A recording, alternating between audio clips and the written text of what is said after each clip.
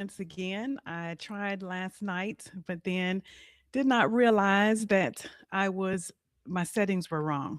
But we are in the 30-day countdown in the pursuits of whole wellness. And April is Stress Awareness Month. May is Mental Awareness Month. And most importantly, the countdown to release, refresh, renew Women's Retreat. It's our fifth year. And this is happening May 15th and 16th at the Hyatt Place Suites in Schaumburg, Illinois. And I will talk more about that. Recently, I achieved my mental health first aid certification, and there was a number of key statistics that I found extremely shocking and mainly in how common mental health challenges are in adults. One in five adults experience a mental health disorder on an annual basis. A number of interesting statistics, actually. One in five adults experience mental health challenges on an annual basis, and 21.3% experience anxiety disorders, 7.1% major depressive disorder, 7.6% experience a substance abuse disorder.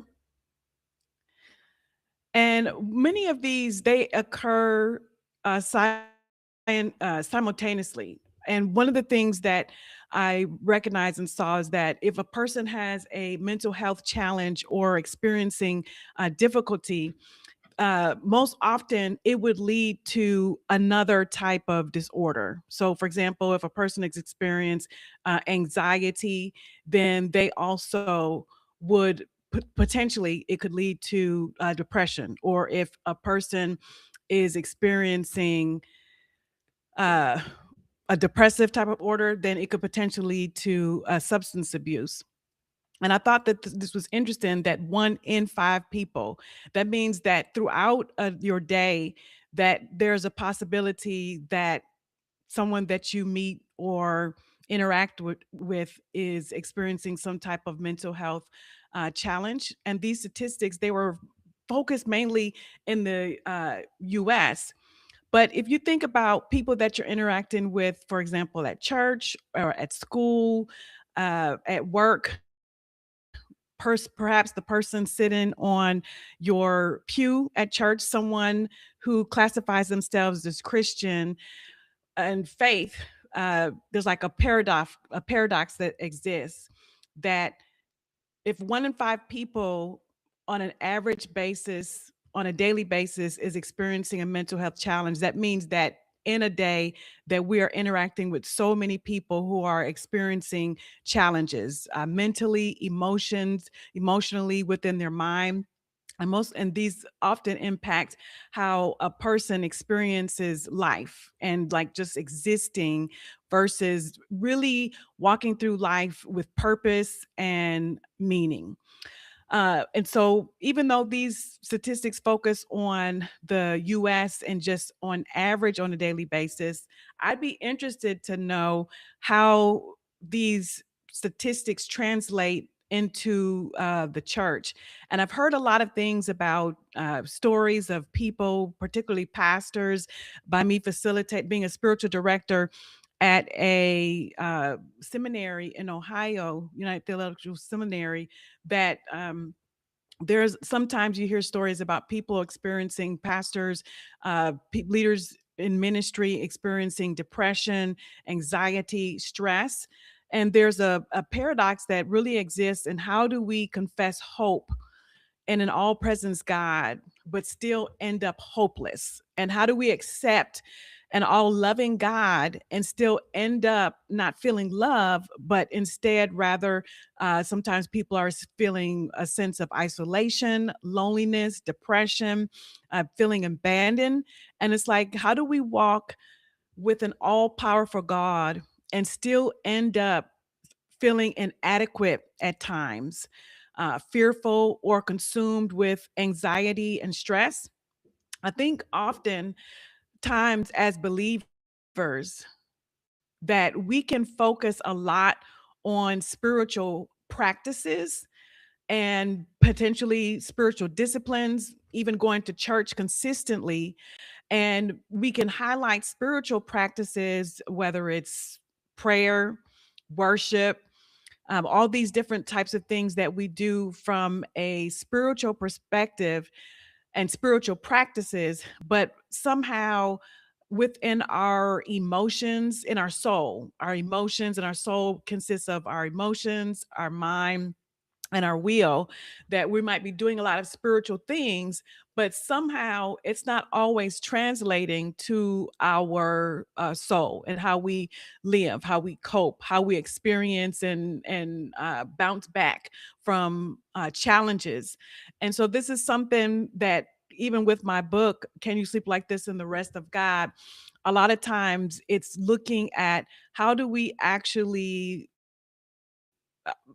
endure or persevere, are consistent and steadfast in the things of God, because we can pray, we can fast, but then how do we actually go through challenges in a way that allows us to cope and endure?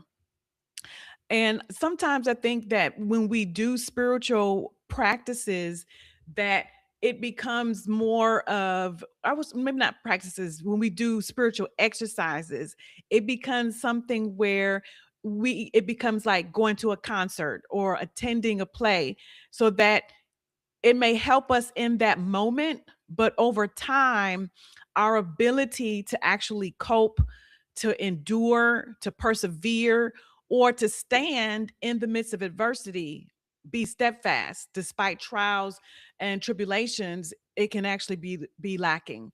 And so if you think about it, if 1 in 5 adults are experiencing mental health challenges on an annual basis, that means that none of us can actually go through a day without meeting someone who might be suffering mentally. And to me, that's very impactful, especially within the context as believers, that people, regardless of how spiritual or how strong they may appear, that a number of people that we're interacting with and have relationships with are experiencing mental health challenges, perhaps.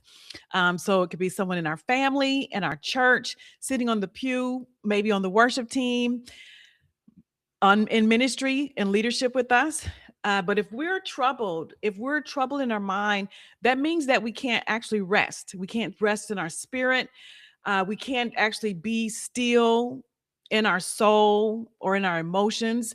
And so I like to just walk through some key factors that impact our ability to rest in God over the next several days. So this is a countdown to release, refresh, renew, but it's not necessarily about that. Even when we look at the world that we're living in, with all the things that are happening, whether it's war, uh, shortage, things impacting farms, all type of things that are happening, that there's a sense of high anxiety and high fear and high stress. And so, what does it mean to be well? What does it mean to be able to cope? And when we look at Deuteronomy 5:33, it says, "You shall walk in all the way which the Lord your God has commanded you, that you may live, and that it may be well with you, and that you may prolong your days." And just because we say we're a believer or we're Christian and we trust God, how that translates and how we walk through and encounter and face challenges impacts our ability to be well spiritually, be well emotionally, be well in our mind, be well in how we walk. And so and when we look at Deuteronomy 5:33, it says, "You shall walk in all the way which the Lord your God has commanded you, that you may live." It's a promise that he gives to us, that when we walk in his way, that we have the ability to live, and that it will be well with you, us, and that our days will be prolonged. And then Deuteronomy 6:3 says, "You shall listen and be careful to do it that it may be well with you and that you may multiply greatly. And Deuteronomy 6:18 says, "You shall do what is right and good in the sight of the Lord, that it may be well with you and that you may go in and possess the good land." And so when we look at wellness for the believer, wellness is tied to one, our confidence and our trust in God. Wellness is how we're actually practicing the spiritual disciplines and practices in our daily walk, related to our thoughts, related to how we conduct ourselves, how we respond. And when we talk about wellness, it's also tied to our mental health from a spiritual perspective. I wanted to share a definition, and then later I'm going to get into some specifics around things that we're facing now: fear, stress, anxiety, depression, heaviness, frustration, being feelings of being overwhelmed. But according to the National Council for Mental Well-being, the National Council for Mental Well-being, it says achieving well-being allows a person to perform well at work, school, family, and social relationships. But more importantly, it's the person's ability to cope with illness, crisis, challenges, while being able to do these things without harming oneself or without harming someone else.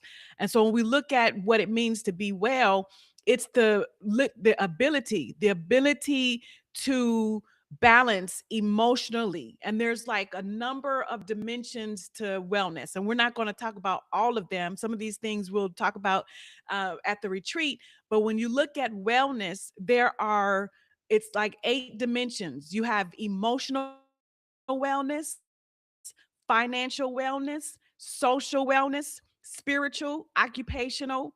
You have environment.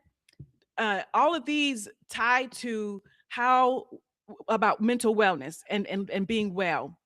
And when we look at these dimensions, how we actually live and practice wellness in each of those areas. So, emotional, financial, social, spiritual, occupational, physical, intellectual, and environmental. These are all dimensions of wellness. And a lot of times we might focus specifically as believers on our spiritual wellness, but our finances might be in complete chaos. We might be spiritually well, but our social relationships and social dynamics with others is unhealthy or toxic. How we treat people or how we interact with people. We might pray all day and every night, but how we are take care of our bodies from a physical perspective, our physical wellness is not always the best. And so over the next 30 days, I am challenging myself with this countdown. May is Mental Health Awareness Month, April is Stress Awareness Month, and this is our countdown to Release, Refresh, Renew, May 15th and 16th. And even at the retreat, we'll be digging into some of these topics, especially as it relates to the toxicity of life challenges and as believers, because sometimes, as I said, we can overemphasize the spiritual aspect, but then our wellness on these other dimensions are lacking: physical, emotional, financial. We have a whole masterclass on financial wellness with a financial expert who, when we leave the retreat, will have a financial plan. We have our social aspect with the relationships we develop, as well as just the Bible talks about laughter being as medicine with our comedian that's flying in from Atlanta. But the next 30 days, this is our countdown. I define what it means to be well. And tomorrow, over the weekend, we'll be digging into fear, the spirit of fear, and how this is a debilitating spirit that hampers, restricts, and limit us. So tune in and be blessed. My prayer is that we would walk according to Deuteronomy 5:33, as I shared, that you shall walk in all the way which the Lord your God has commanded you, that you may live and that it may be well with you. Amen. Have a good night.